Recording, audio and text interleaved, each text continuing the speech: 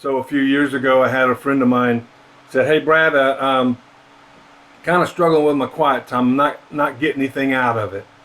I read my Bible, I open it up and I read, but I just don't. I'm not getting anything out of my quiet time."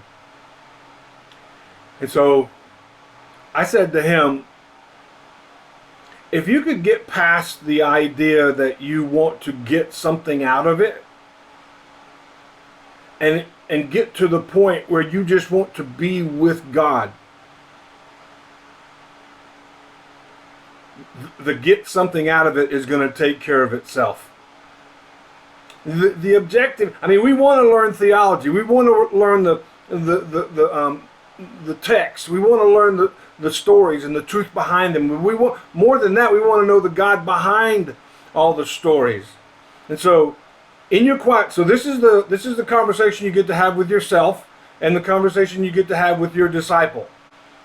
If we can get past thinking that I've got to get some new information, a new nugget, a new takeaway from my quiet time, if we can get past this tension, this worry that if I don't get something out of this quiet time, my quiet time is going to be a waste. Right? If we can get past thinking I have got to get something out of this, and get to the point where we just enjoy being with God, just be with Him, to get something out of it's going to take care of itself. Listen, you don't want to just spend your whole life acquiring knowledge and information and miss God altogether. I mean, because there's a reason that Jesus said, depart from me, for I never knew you. Because they did a lot of things and they knew a lot of things, but they never knew Him. And so I just want to challenge you in your thinking, and you're following Christ, and then you're making disciple makers, that you get past the worry of I've got to get something out of my quiet time, and just enjoy being with God. If you could just be with Him. And so Psalm 42, I want to give you a few verses. Psalm 42, as a deer pants for the streams of water, so my soul thirsts for God. I thirst for God, the living God. When can I come and stand before Him? Psalm 42 and verse 1 and 2. And then Psalm 63, O God, you are my God. I earnestly seek for you. My soul thirsts. My soul thirsts for you. My whole body longs for you in a parched and weary land where there is no water. And then in Psalm 77 and verse 3, it says, I think about God, and I'm overwhelmed with longing for Him.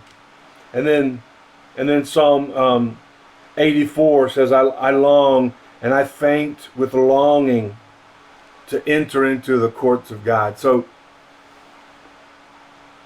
we need to know the text. We need to know the truth. But in your disciple making and in your own walk with the Lord, if you find yourself saying to yourself, I'm not getting anything out of my quiet time, well then, once you put that idea aside, that you need to get something, and then start focusing on the idea, God, I just want to be with you. I just want to be with you. And if you can get to that point, that point more accurately reflects a walk with God.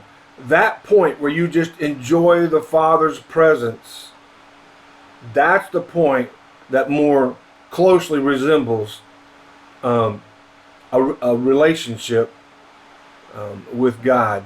And that's what our Heavenly Father wants, for us to be with Him, enjoy His presence, be changed and transformed in His presence, and that get something is going to it's going to take care of Hey, itself. thanks for tuning into my disciple making channel and watching my videos. These short videos are the actual conversations that I'm having with guys that I'm discipling. There's so much good that happens in these weekly, ongoing, healthy Bible study, discipleship conversations. I hope by listening and watching, you'll be encouraged in your following of Jesus and your ministry of making disciple makers. I'd love to come and help you personally come and train your students or your student leaders or the adults in your church. Click the link below or go to bradholloway.net and let's talk about how I can come and help you strengthen believers, advance the gospel, and make disciple makers, and help your church become